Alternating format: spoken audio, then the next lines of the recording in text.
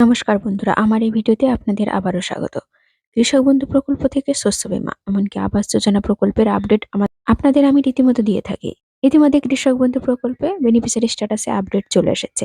এমনকি দার্জিলিং, কালিম্পংকে কৃষক বন্ধু প্রকল্প থেকে শুরু করে বিভিন্ন সরকারি প্রকল্পের টাকা কিন্তু আমাদের মাননীয় মুখ্যমন্ত্রী মমতা বন্দ্যোপাধ্যায় 13ই নভেম্বর রিলিজ করেছেন।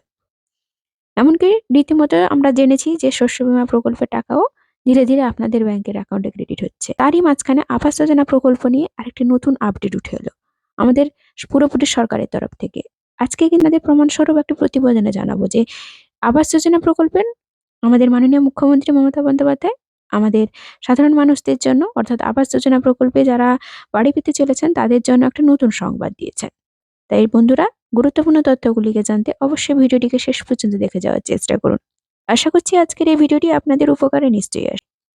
আর যদি ভিডিওটি ভালো লাগে অবশ্যই কিন্তু একটি ছোট্ট লাইক দিয়ে ভিডিওটিকে অবশ্যই শেয়ার করতে ভুলবেন না। আর যারা আমার চ্যানেলটি এখনো পর্যন্ত সাবস্ক্রাইব করেননি, বলবো চ্যানেলটিকে সাবস্ক্রাইব করে অবশ্যই চ্যানেলের পাশে থাকুন। আর যারা আমার চ্যানেলটিকে আগে থেকেই সাবস্ক্রাইব করে রেখেছেন তাদের জন্য জানাই অসংখ্য ধন্যবাদ। আপনাদের আরো একটি খুশির খবর জানাই। পিএম আবাস যোজনার অনলাইন অ্যাপ্লাই কিন্তু শুরু হয়ে গিয়েছে। অর্থাৎ পিএম আবাস যোজনার আরবান 2.0 অ্যাপ্লাই করা কিন্তু শুরু হয়ে গিয়েছে। আপনারা যদি এর সুবিধাটি এখনো পাননি তাহলে কিন্তু অনলাইনে আপনারা রেজিস্ট্রেশন করতে পারেন। এর জন্য কিন্তু আমাদের মোদী সরকার আপনাদের ব্যাংকের অ্যাকাউন্টে 2.5 লক্ষ টাকা পর্যন্ত কিন্তু ট্রান্সফার করে দেন বাড়ি তৈরির জন্য। তবে ইতিমধ্যে দেখা গেছে যে অনেকে অ্যাপ্লাই করার সময় বিভিন্ন রকমের ভুল করে ফেলে, যার জন্য কিন্তু ওনাদের রেজিস্ট্রেশনটি পেন্ডিং দেখায়। আজকের ভিডিওতে কিন্তু সেটাও আপনাদের জানাবো যে আপনারা কিরকম ভাবে আবেদন করলে আপনারা এই 2.5 লক্ষ টাকা পর্যন্ত পেতে পারেন। তাই বন্ধুরা, ধাপে ধাপে কিন্তু আজকের সমস্ত রকম প্রকল্পের ব্যাপারে আপনাদের ভিডিওতে জানাতে চলেছি। প্রথমে বলি আপনাদের কৃষক বন্ধু প্রকল্পের ব্যাপারে। কৃষক বন্ধু প্রকল্পের টাকা আপনারা এই নভেম্বর মাসের শেষ সপ্তাহের মধ্যে পেতে চলেছেন, সে ব্যাপারে আমাদের কাছে একটা আপডেট এসেছে। আবার বেনিফিশিয়ারি স্ট্যাটাসে কিন্তু অ্যাকাউন্ট ভ্যালিড অপশনটি কিন্তু চলে এসেছে। তাই নভেম্বর মাসের শেষ সপ্তাহ থেকে শুরু করে ডিসেম্বর মাসের প্রথম সপ্তাহের মধ্যে আপনাদের কিন্তু দ্বিতীয় কিস্তির টাকাটি ক্রেডিট হচ্ছে।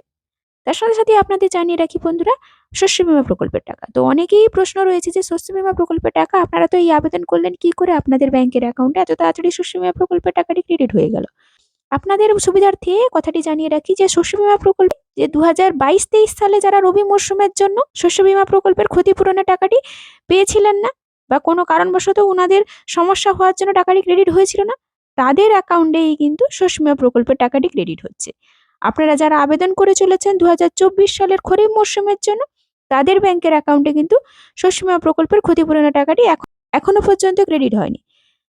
এ ব্যাপারে আপনাদের আগের ভিডিওতেও জানিয়েছিলাম যে শস্য বীমা প্রকল্পের টাকাটি আপনারা কিন্তু এখন যেটা আবেদন হচ্ছে তার টাকা কিন্তু আপনাদের ব্যাংকের অ্যাকাউন্টে ক্রেডিট হচ্ছে না।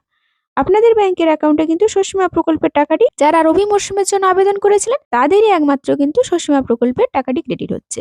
এবারে কিন্তু আপনাদের বলি বন্ধুরা, আবাস যোজনা প্রকল্পের ব্যাপারে। প্রথমত বলে রাখি বন্ধুরা, আবাস যোজনা প্রকল্পে যে লিস্টটি বেরিয়েছে, যে আবাস যোজনা প্রকল্পে আপনাদের কতদিন সার্ভে চলবে, এমনকি কবে অ্যাপ্রুভেল হবে, কবে আপনারা টাকাটি পেতে চলেছেন, সে ব্যাপারে সরকারের তরফ থেকে একটা নোটিশ দ্বারা প্রকাশিত করা হয়েছিল। সেই নোটিশটি কিন্তু আপনাদের সামনে তুলে ধরছি। তো দেখুন বন্ধুরা, বাম দিকে লেখা আছে ইভেন্ট, ডান দিকে লেখা আছে ডেট। ইভেন্টে লেখা আছে দেখুন নিচেই একদম ডোর টু ডোর সার্ভে, অর্থাৎ অক্টোবরে 21 তারিখ থেকে অক্টোবরের 30 পর্যন্ত, অর্থাৎ 2024 সালের 30শে অক্টোবর পর্যন্ত কিন্তু সার্ভেটাই চলবে। দ্বিতীয় দফায় যে সার্ভেটি চলবে আপ টু 14ই নভেম্বর পর্যন্ত।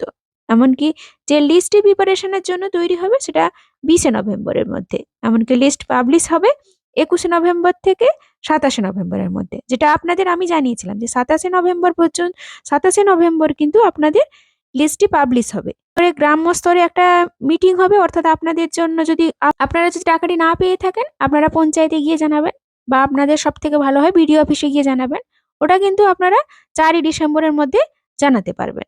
তারপরে আপনারা ব্লক অফিসের সঙ্গে একটা মিটিং হবে, যেটা হচ্ছে 9ই ডিসেম্বর, এমনকি ডিস্ট্রিক্ট লেভেল কমিউনিটি অ্যাপ্রুভেল, ওটা ডিএম অফিস থেকে, অর্থাৎ ওটা 13ই ডিসেম্বরের মধ্যে। এমনকি ফার্স্ট ইনস্টলমেন্ট পেমেন্ট, অর্থাৎ আপনারা টাকাটি পেতে চলেছেন 20 নভেম্বরের মধ্যে।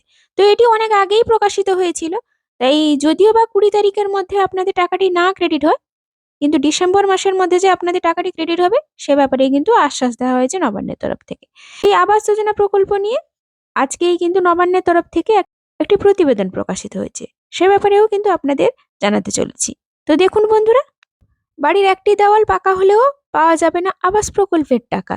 সিদ্ধান্ত কিন্তু রাজ্যের, অর্থাৎ আমাদের মানবিক মুখ্যমন্ত্রী মমতা বন্দ্যোপাধ্যায় যদি বাড়ির দেওয়াল পাকা থাকে সে ব্যাপারেও কিন্তু ছাড় দিয়েছেন। আবাস প্রকল্পে আরো বেশি মানবিক হলেন মাননীয় মুখ্যমন্ত্রী মমতা বন্দ্যোপাধ্যায় সরকার। গরিব মানুষের কথা ভেবে বাড়ির একটি দেওয়াল পাকা হলেও তিনি আবাসের উপযুক্ত উপভোক্তা, কোনোভাবেই তার নাম বাদ দেওয়া যাবে না। মুখ্যমন্ত্রী মমতা বন্দ্যোপাধ্যায় সম্পূর্ণভাবে বাংলা আবাস প্রকল্প চালু করেছেন, ফলে নিয়ম কানুনের অনেক রদবদল হয়েছে। সেই তালিকায় নতুন সংযোজন বাড়ি একটি পাকা দেওয়াল হলেও সংশ্লিষ্ট মালিক আবাসের টাকা পাবেন। প্রশাসন সূত্রের খবর 14 নভেম্বর সার্ভের কাজ শেষ হওয়ার কথা ছিল, সেই তারিখ বেড়ে 18 নভেম্বর পর্যন্ত করা হয়েছে। পাশাপাশি এমন বহু পরিবার রয়েছে যাদের এককালে পাকা বাড়ি ছিল, সেই বাড়ি এখন ভুতুড়ে বাড়ির বাসা। তাদের নাম কিভাবে অন্তর্ভুক্ত করা যায় তা নিয়ে শুরু হয়েছে ভাবনা চিন্তা। সালালপুর ব্লকের কল্যাণ রায় পরিবার বিষয়টি বর্তমান খবরের কাগজে প্রকাশিত হওয়ার পর প্রশাসনিক তৎপরতা শুরু হয়েছে। পঞ্চায়েত মন্ত্রী প্রদীপ মজুমদার বলেন, অনেক ক্ষেত্রেই আমরা দেখেছি প্রাকৃতিক দুর্যোগ থেকে বাঁচাতে গরিব মানুষ বহু কষ্ট করে একটি দেওয়াল পাকা করেছেন, বাকি অংশ মাটির। সেটি পাকা বাড়ি না কাঁচা বাড়ি তা নিয়ে সংশয় ছিল। মাননীয় মুখ্যমন্ত্রীর নির্দেশে এবার এই বাড়িগুলি মালিক ও যোগ্য উপভোক্তা হিসেবে বিবেচিত হবে। পাশাপাশি যাদের অনেক বাড়ি ছিল কিন্তু এখনো সেই বাড়ি পরিত্যক্ত, সেগুলির ক্ষেত্রেও মানবিক বিবেচনা করা হবে। সালালপুর ব্লকের কল্যাণ রায়ের পরিবার একদা এলাকার জমিদার ছিলেন। বিশাল জরাজীর্ণ বাড়িটি আজ কেবলই ইতিহাস, অস্তমিত জমিদার মহিমার সাক্ষী। রায়বাড়ির বংশধরদের বেশিরভাগ এখন আর্থিকভাবে অত্যন্ত দুর্বল, ত্রিপল টাঙিয়ে কোনো রকম দিন গুজরাট করেছেন। তাদের পূর্বপুরুষদের পাকা বাড়ির অংশীদার, তাই আর আবাস তালিকায় নাম ওঠেনি। এই অবস্থায় প্রশাসনের কাছে বাড়ি পাওয়ার করুণ আর্জি। পশ্চিম বর্ধমান জেলা পরিষদের সচিব মনোরঞ্জন ভট্টাচার্য পুরো বিষয়টি ভিডিওকে খতিয়ে দেখতে বলেছেন। পঞ্চায়েত মন্ত্রীও বিষয় খোঁজ নিয়ে বলেন যে এই অবস্থায় আশার আলো দেখছে পরিবারগুলি। শুধু তারাই নয়, রাজ্যের প্রতিটি জেলাতেই কম বেশি এমন পরিবার রয়েছে যাদের একসময় অবস্থাপন্ন ছিলেন, এখন হতদরিদ্র। তাই কল্যাণ জট কাটলে বহু পরিবার নতুন করে আশার আলো দেখবে বলে মনে করা হচ্ছে। এদিকে একটি দেওয়াল পাকা থাকলেও বাড়ির মালিক যোগ্য উপভোক্তা বলে যে সিদ্ধান্ত নিয়েছে রাজ্য, তাতে বহু মানুষের মুখে হাসি ফুটেছে। প্রশাসনিক কর্তারা জানেন যে বহু ক্ষেত্রেই এই ধরনের বাড়ি নজির আসছে।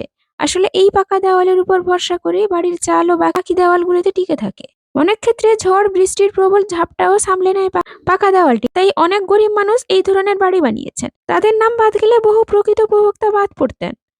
তারা রাজ্যের বর্তমান সিদ্ধান্তে উপকৃত হবেন। পিএম আবাস যোজনা আরবান 2.0, এটা যে আবেদন করতে চান ওটা কি করবেন না, প্রথমে আপনারা গুগল ব্রাউজারে গিয়ে PMAY আরবান বলে ওয়েবসাইটে ক্লিক করার সাথে সাথে কিন্তু এরকম একটি ওয়েবসাইট খুলে যাবে। এর লিঙ্ক কিন্তু আমি আমার ডেসক্রিপশনে দিয়ে দিব, আপনারা চাইলে এখান থেকে দেখতে পারেন। এইরকম ভাবে একটা ইন্টারফেস দেখাবে। প্রথমেই দেখবেন আপনাদের কত লাখ পরিবারকে কিন্তু আবাস দেওয়া হয়েছে সেটা আপনারা দেখতে পাবেন যে PMAY আরবান প্রোগ্রেস বলে নিচে লেখা আছে। দেখুন কতজন লোক এখান থেকে বাড়ি বানানোর জন্য টাকা পেয়েছেন। আপনারা নতুন যদি আবেদন করতে চান অ্যাপ্লাই ফর PMAY 2.0 তে আবেদন করবেন।